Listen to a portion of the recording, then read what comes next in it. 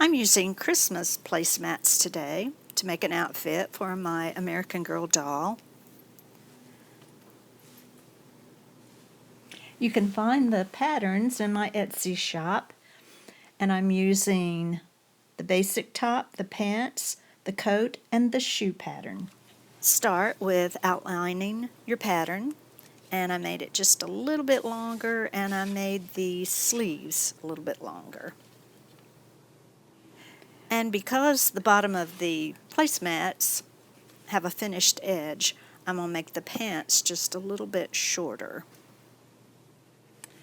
I sewed the curves, and I did my little trick with the straight stitch and then a zigzag before I cut. And if I were sewing people clothes, I would definitely take the time to match my thread to the fabric. But if you're sewing for your granddaughter or your daughter, they won't critique you, so don't worry about it. Of course, I did the under the arm and down the side. Same thing with the zigzag and the straight stitch. And now I'm going to cut it. A really neat jacket. And I have this left from my placemat. And I like this side as much as I like the other side. It's not that shiny line, and it's kind of a woven lining on the placemat. It'd be real nice if you were buying these to use as actual placemats.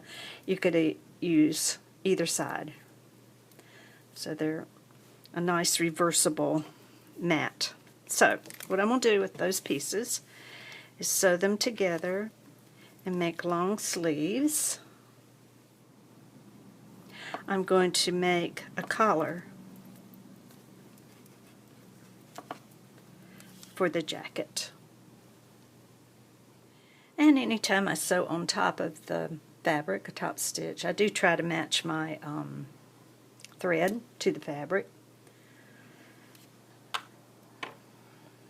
As you can see, this is the finished part of the placemat right here, but this is not. That's the part that I cut off.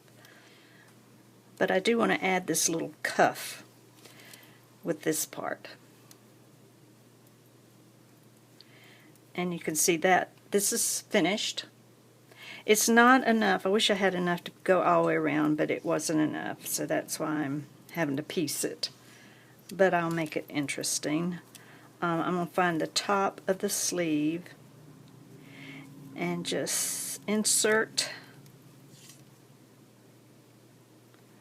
the extension to the sleeve and just sew right along the edge. For the front, I turned it less than maybe 1/4 of an inch, maybe less, and pressed it. And I'm going to do, here's the lining, I'm folding it under, and I'm going to do a whip stitch. In fact, I'll whip stitch while I talk about a few updates. And yes, I did say whip stitch. I meant to say slip stitch, or some people call it a ladder stitch. And it's, you use it for when you're making pillows, and it's invisible, so it makes it great for finishing hems. In the last video, I talked about YouTube's new rules, and if you're an avid YouTube watcher like me, you have heard people talking about COPPA and FTC. And rather than give you the details, I'll let you watch other people give you more detailed explanations. So what it amounts to is when you see the words strict liability, it means that those people are not messing around. So YouTube will provide 2 boxes. You have to check one of the 2 boxes, either claiming that your videos are made for kids, or your videos are not made for kids. And according to my analytics, my viewers are adults. But because all my videos contain a toy that may attract children, I will have to check the box, made for kids. So on January the 1st, 2020, the change will be noticeable. And it's not my style to beg for subscribers. However, in this instance, if you want to find me, you may want to subscribe. Still not begging, just supplying useful information. And again, my channel is not monetized. However, I do use YouTube to sell a product, which is my Etsy patterns. So I really appreciate my loyal viewers, and thanks so much. Now back to sewing. So I used the slip stitch till I got to the top of the jacket. And now I'm going to insert the collar. So this is where I inserted the collar, and there's no measurements, or you just kind of eyeball it and get it the same on both sides.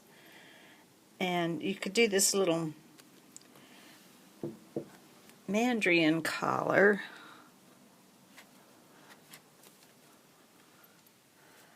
or I'm gonna do what would you call this, Peter Pan type collar, and I'll have to tack it down with some thread. And you can leave the sleeves short, but I'm going to tuck this the leftovers up into the sleeve, and that's what it'll look like, as like a kind of a faux cuff. And I'll probably tack that down with some hand stitches. I like to stress that you make a practice pair of pants before you cut out your good fabric, because I only bought one placemat and I wanted to make sure it fit, and try it on. And I wanted to show you, be aware that it does fray, so I'm going to go serge the raw edges.